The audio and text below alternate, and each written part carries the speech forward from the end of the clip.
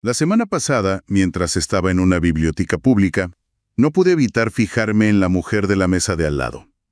Llevaba un jersey de punto, las gafas apoyadas en la nariz, y sorbía un té con una parsimonia absoluta. Parecía la viva imagen de la tranquilidad. Pero al mirar de reojo su portátil, me di cuenta de que no estaba leyendo una novela ni revisando el correo. Tenía los ojos fijos en el interrogatorio policial de un líder de una secta, una grabación granulada, en blanco y negro, cargada de una tensión densa. Lo que más me inquietó no fue el video, sino su rostro.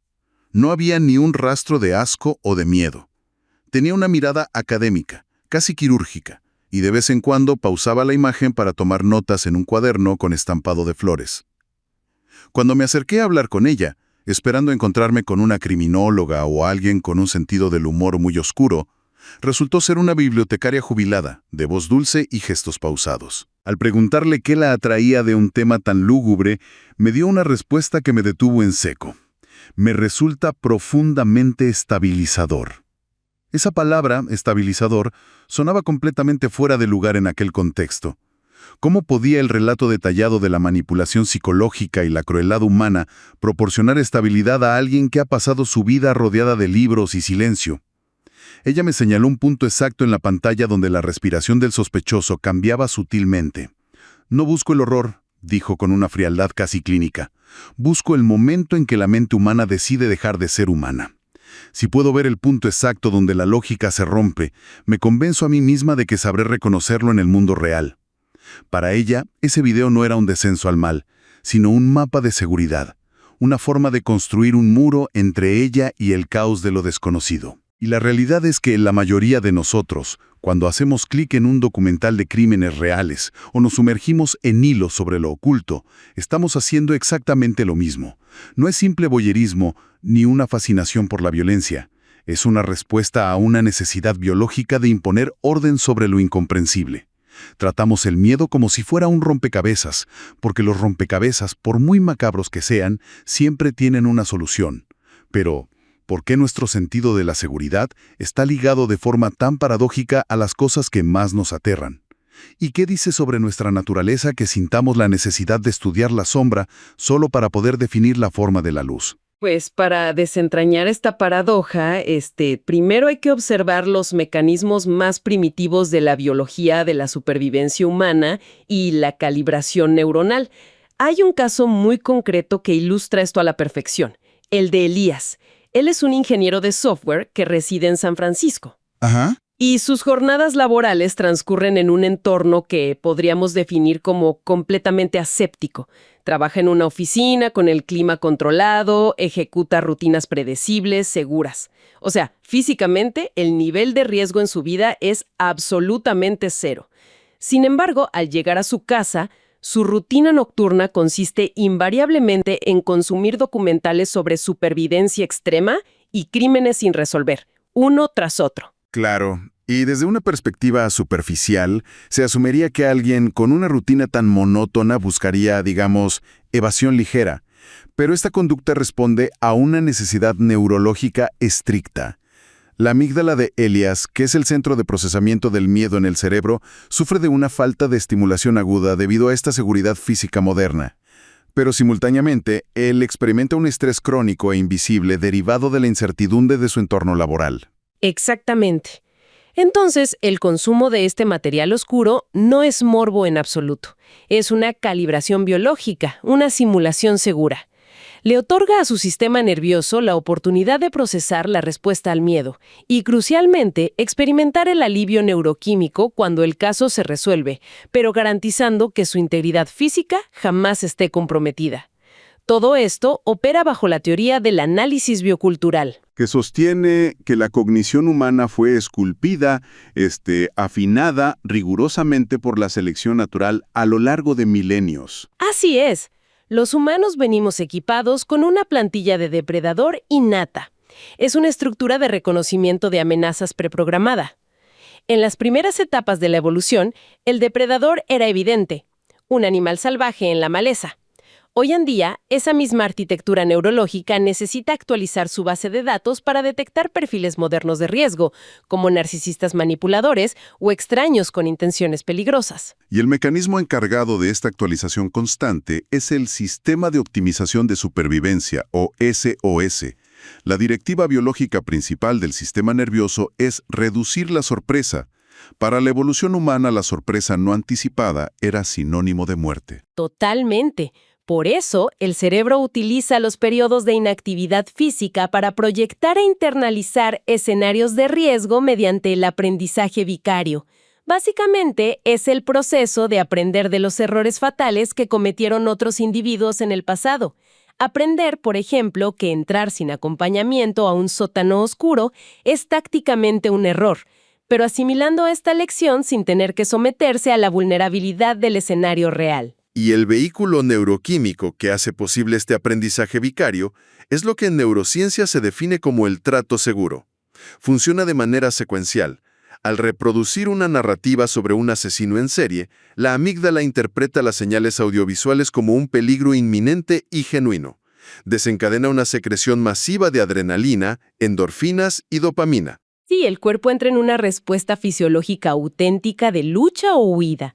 Pero en cuestión de milisegundos, la corteza frontal interviene, analiza los datos del entorno inmediato, confirma que el individuo se encuentra en un sillón seguro y emite señales inhibitorias que neutralizan la alarma de la amígdala. O sea, ¿es un simulacro controlado de alta fidelidad? Absolutamente. Y la vitalidad indispensable de este mecanismo de miedo queda empíricamente demostrada en el historial del caso clínico SM. Se trata de una mujer afectada por una rara condición genética que calcificó y destruyó por completo su amígdala. Perdió toda capacidad biológica para procesar el miedo. Es un caso fascinante. Los registros indican que, como parte de un experimento controlado, la llevaron a una atracción de terror extremo diseñada para inducir pánico máximo. La paciente SM no registró ninguna alteración cardiovascular, ninguna sudoración. De hecho, exploraba el entorno tocando el rostro de los actores con pura curiosidad investigativa. Lo cual expone la vulnerabilidad de carecer de este sistema. En su vida cotidiana, esta deficiencia la arrojó a situaciones de extremo peligro físico repetidamente. Al no poseer el mecanismo informativo del miedo, era incapaz de leer las señales de amenaza de su entorno. El miedo funciona literalmente como un sistema de navegación táctica. Es comparable al comportamiento de los felinos jóvenes, los gatitos que juegan a pelear de forma brusca. No tienen la intención de infligirse daño, están ejecutando simulacros de evasión de depredadores. Ahora bien, esta regulación neurológica no se limita al individuo aislado, se expande hacia estructuras complejas de regulación emocional colectiva. Pasamos de la biología personal a la sociología tribal. Consideremos el perfil de Clara, una maestra de educación primaria. Su vida diurna es ordinaria y pacífica. Sin embargo, dedica sus noches a participar activamente en un servidor de Discord, diseccionando y debatiendo crímenes no resueltos con extraños. Ajá, para ella este entorno virtual funciona como una fogata digital. Frente a una realidad contemporánea que es estructuralmente caótica e impredecible, debatir la oscuridad en colectivo le confiere un sentido palpable de control y pertenencia. Está construyendo, junto con otros, un manual colectivo de supervivencia. Y este comportamiento da origen a lo que la sociología clasifica como públicos afectivos. Es imperativo distinguirlos de los públicos deliberativos, que son aquellos congregados en torno a objetivos políticos o legislativos. Los públicos afectivos se forman estrictamente alrededor de respuestas emocionales compartidas. Su función primaria es mitigar la severa vulnerabilidad y el aislamiento de la modernidad. Claro, al compartir la carga emocional, el miedo colectivo se diluye y se vuelve procesable. El catalizador histórico de este formato fue el podcast Serial en 2014. Logró transmutar una investigación judicial clínica en una experiencia afectiva a escala global. Al descentralizar el procesamiento del miedo, lo hizo manejable para las masas. Y al analizar los datos demográficos detrás de este consumo masivo, el patrón es abrumador. Las mujeres constituyen la principal base de consumidoras de narrativas de crímenes. Y esto refuta cualquier noción de que se trate de un entretenimiento basado en la recreación pasiva del miedo. O sea, es un ejercicio incesante de reconocimiento táctico. Exacto. El objetivo subyacente es compilar una base de datos mental exhaustiva sobre señales de alerta, banderas rojas y desviaciones de comportamiento. El eslogan popular, Stay Sexy and Don't Get Murdered, no opera como un mero elemento de mercancía cultural. Opera como un talismán de supervivencia colectivo. Modifica la postura mental del individuo, transicionándolo de víctima potencial a navegante táctico del peligro. Sin embargo, la operatividad de estas comunidades digitales presenta fisuras sistémicas graves. Existe una propensión peligrosa hacia un justicierismo tóxico y una degradación ética profunda. El desarrollo de los eventos documentados en Don't Fuck with Cats expone estas vulnerabilidades letales. Durante la búsqueda cibernética del asesino Luca Magnotta, la comunidad en línea ejecutó un rastreo forense intachable, identificando locaciones a través de metadatos y objetos de fondo. Pero cometieron un error analítico catastrófico. Operaron con ceguera psicológica. Magnotta monitoreaba activamente estos foros de investigación. Asimiló toda esa atención masiva como suministro narcisista primario.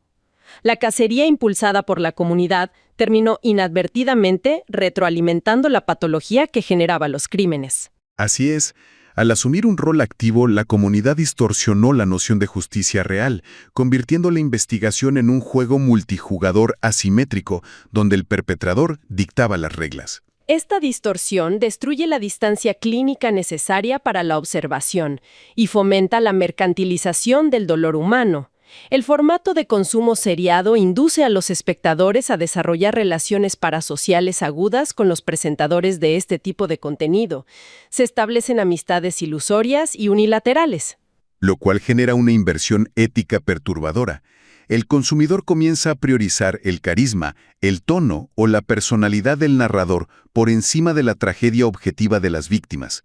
Se instaura una dinámica donde las atrocidades reales son sometidas al mismo escrutinio crítico que se usaría para evaluar el guión de una película de ficción. Una desconexión moral que queda perfectamente encapsulada en la trayectoria de Julian Meyer, un estudiante de posgrado especializado en psicología forense. Su disciplina académica requería el análisis riguroso de patrones de conducta violenta, pero documentó un evento de fractura ética. Una noche, mientras leía un tabloide sensacionalista, experimentó lo que describió como un escalofrío moral absoluto. Ese fue el momento en que reconoció empíricamente que su curiosidad profesional había atravesado una delgada pared de cristal, pasando de una motivación preventiva y académica a la pura capitalización del dolor ajeno como forma de entretenimiento. Fetichista e institucionalizada de objetos vinculados a crímenes reales, desde la adquisición en subastas de pinturas ejecutadas por John Wayne Gacy durante su encarcelamiento, hasta la recolección y venta de tierra procedente de escenas del crimen. Lo que inició biológicamente como un imperativo de comprensión y supervivencia mutua, muta de forma terminal en explotación financiera. Toda esta exposición sostenida desencadena alteraciones neurocognitivas severas, distorsionando la percepción empírica de la realidad. El académico George Gerbner codificó este fenómeno como el síndrome del mundo cruel. Los datos longitudinales confirman que el hiperconsumo de medios violentos genera un sesgo de disponibilidad extremo. El individuo procesa el mundo exterior asumiendo que la prevalencia de la violencia extrema es exponencialmente superior a lo que los índices estadísticos de criminalidad reales sostienen. Este paradigma cognitivo instaura un estado de paranoia crónica y una desensibilización paralela. A la par de esta distorsión de la frecuencia criminal, opera otra distorsión sistémica en la validación mediática de las víctimas, identificada clínicamente como el síndrome de la mujer blanca desaparecida. Este síndrome expone cómo los algoritmos y las maquinarias mediáticas filtran qué tragedias ameritan despliegue investigativo basándose en criterios demográficos insidiosos. Criterios que omiten la gravedad del crimen y priorizan el estatus socioeconómico, el atractivo estético y la raza caucásica de la víctima. Esto cimienta una jerarquía de victimización rígida e implacable. Casos que alcanzan una saturación mediática absoluta, como el de Hae Min Lee o la disrupción mediática infligida a la familia Chapin, demuestran el altísimo costo psicológico y la invasión que sufren los familiares. Posturas críticas como la articulada por Susana Kaysen desmantelan el argumento falaz de que el público posee un derecho inherente a consumir detalles forenses gráficos bajo el pretexto de exigir justicia. En la abrumadora mayoría de los escenarios, esta exposición no persigue justicia alguna, opera como un mecanismo estructurado de revictimización sistemática de las familias afectadas. La disección integral de estas fallas éticas y perceptivas requiere de manera inexcusable trasladar el foco analítico hacia la filosofía clínica y el examen de la sombra humana. En las narrativas contemporáneas, el concepto del pasajero oscuro popularizado por la ficción de Dexter ofrece un marco taxonómico exacto. Un perpetrador que segrega sus compulsiones letales y las externaliza como una entidad ajena a su control consciente. Esta arquitectura narrativa no es más que la traducción contemporánea de los postulados teóricos de Carl Jung sobre la sombra, ese repositorio integral del inconsciente colectivo que alberga todos los impulsos y componentes reprimidos que el contrato social nos obliga a suprimir para mantener la civilización. Y para examinar esa sombra empíricamente, se debe analizar la máscara de la cordura. Los postulados filosóficos de Friedrich Nietzsche y Fyodor Dostoyevsky delimitan los parámetros de este terror existencial. El horror colectivo frente a estos perpetradores no surge de que sus crímenes sean anomalías incomprensibles.